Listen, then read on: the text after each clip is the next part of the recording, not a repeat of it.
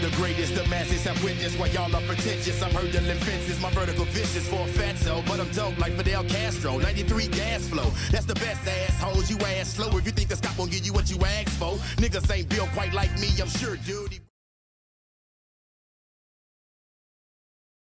Where's that? Austin. Where's that? Texas. New crib, Austin. Where's that?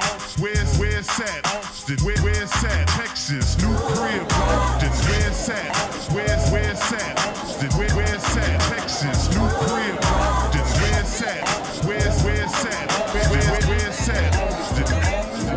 This is called a Sanct EP. It's all produced by Reggie Coby right here. And I do a lot of the rapping. And my first verse, it goes, how do I say hi after my hiatus? What's going on, world, UT college people? I am Mr. Coby. This is Bavu Blakes. Hi, I'm Bavu Blakes. My wife and I currently hold 2 degrees from the UT Austin. And, my wife is currently a PhD student, doctoral studies in education. And so what's up? We're up here by Adobe, and we brought the Sanct EP to the campus. That we we in Reggie's neighborhood, damn near. Basically, my house is right over there. And what we're going to be talking about today is the EP that he entirely produced. I did. Which totally launched my career right here.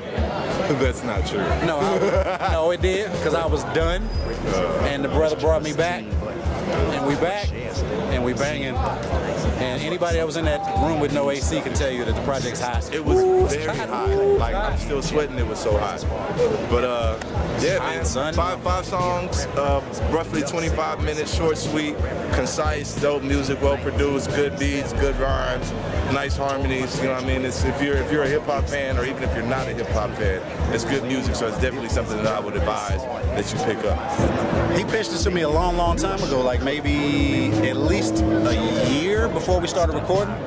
And so, and I mean, I know Reggie. I worked with Dred Scott like probably like 5 or 6 years ago at Arlen Studios in South Congress, and before they broke up and got back together again, and like way before the league.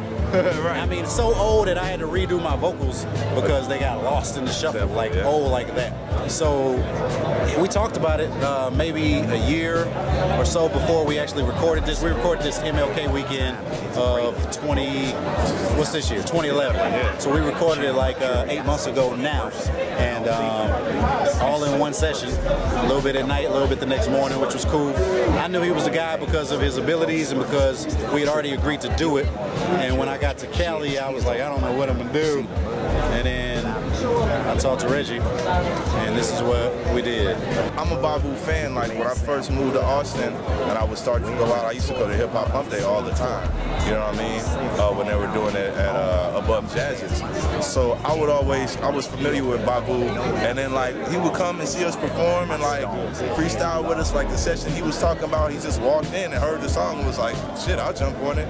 So I already kind of knew, you know, what to do. As a producer, you're supposed to be able to facilitate whatever it is that you're doing. So it wasn't, you know what I'm saying? We're kind of in the same vein, in the same lane in a lot of ways stylistically. So it was real cool, man. Like, he was in Cali, I was here, I would send him something, he listened to it, you know, oh, I like that, or, you know what I'm saying, maybe we could do this, send me the lyrics back, and we just went back and forth, man, until it was, you know, what you will eventually hear. Yeah, it was a really efficient process. I don't think I listened to like more than maybe 1 or 2 beats that didn't make the project at all. Like, we found what we needed quick. The concept came together with a little help from my wife and with Easy Lee and us chopping it up, and it was super efficient.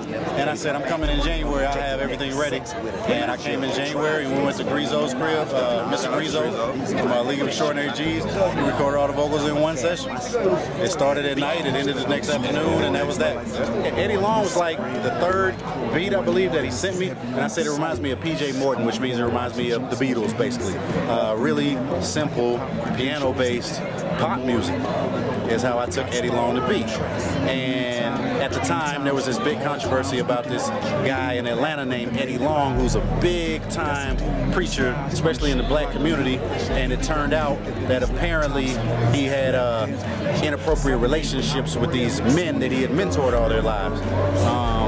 And And so everybody was real excited, you know. A lot of people in the black community and in the church community, it was real big topic. Like millions of people all talking about this. You hear about Eddie Long? Oh my God! You know, it's like T.D. Jakes kind of, but east of Texas. So that song was more or less my response to that in terms of what do you think about that?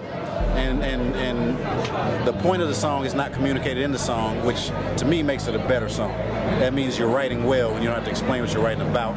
And it's pretty much, I got way too much that I got to deal with as far as my personal issues to spend too much time harping on somebody else's personal issue. Worry about your own shit before you start worrying about somebody else. Yeah, just because somebody's on TV and whatever doesn't mean that you're supposed to just go in on them for the rest of your life, because you know you got your own things to deal with. So put your things in the forefront and solve some of those issues, because the guy in the TV, the guy who's in the mainstream or famous or whatever, you know you ain't gonna try to help him solve his issues, so really just hating. So, you know, look, it's supposed to be a just introspective, insightful record. I believe that a lot of artists that I look up to or have looked up to, a lot of your Commons and Mos Defs and Kanye West and people like that, I think they would make a song like Eddie Long if they could, you know?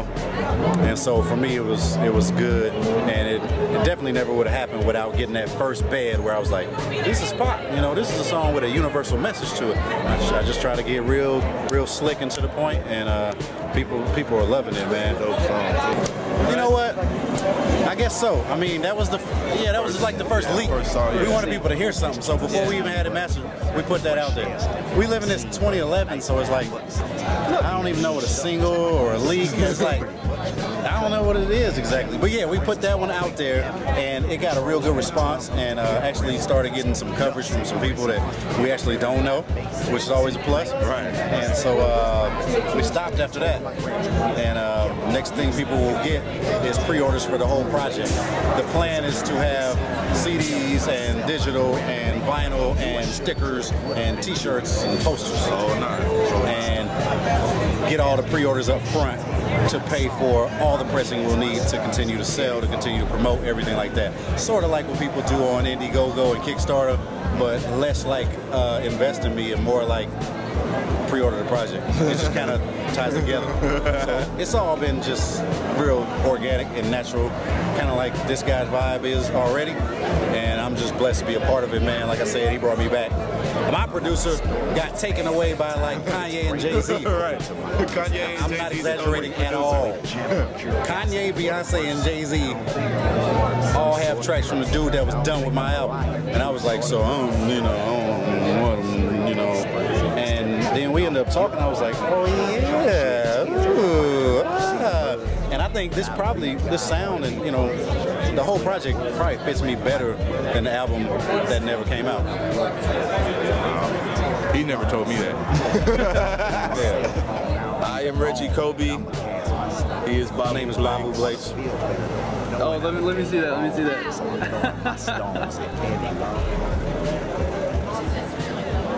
That is Bavu. I was like, Bavu. And you were watching Longhorn Hip Hop. If you are seeing this, you are in fact watching Longhorn Hip Hop. This is Longhorn Hip Hop. Shout out to Reggie Freeman.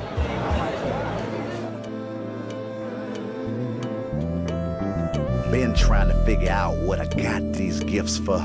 Meanwhile, I've been deceptive, a trickster. Victimized by somebody else, no pride. Don't get me wrong when I say I play both sides. Not a homo, hardly any punk in me. But as far as missing my mark, I done plenty. For example, I have forsaken my family in favor of hanging on the ab. Probably blew a $250,000 or a half on absolute trash, and not just way in the past. Took advantage of producers, never paid for tracks. Not to mention my investors never paid them back.